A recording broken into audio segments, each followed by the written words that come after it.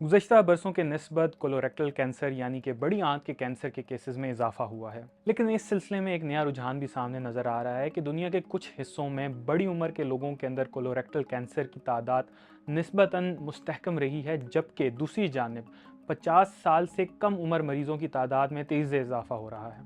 जहाँ कुछ माहिरीन इसे खतरनाक और परेशान कुन कह रहे हैं, वहीं दीगर का कहना है कि इस मामले के ऊपर एक आलमी अलर्ट जारी करने की ज़रूरत है।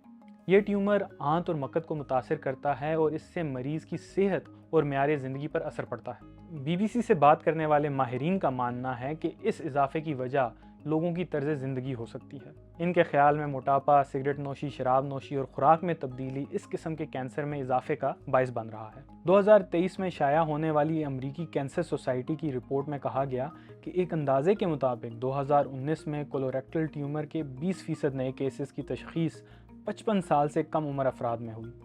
माहिरीन का कहना है कि इस बीमारी की तशखीस के लिए अगर आप जवान हैं तब भी अलामात को नज़रअंदाज ना करें।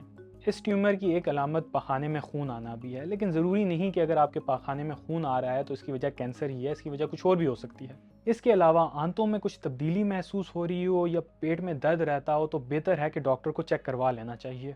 इस कैंसर की तशखीस के लिए आप फीकल ब्लड टेस्ट और कोलोनोस्कोपी करवा सकते हैं, लेकिन इस मामले में उम्मीद की किरण भी मौजूद है कि इस किस्म के कैंसर का इब्तदाई स्टेज में ही इलाज मुमकिन है। बहुत से केसेस में बिना सर्जरी के अद्वियात के साथ भी इलाज मुमकिन है, जबकि कीमोथेरेपी और इम्यूनोथेरेपी इसके इलाज में मौसर साबित होते हैं।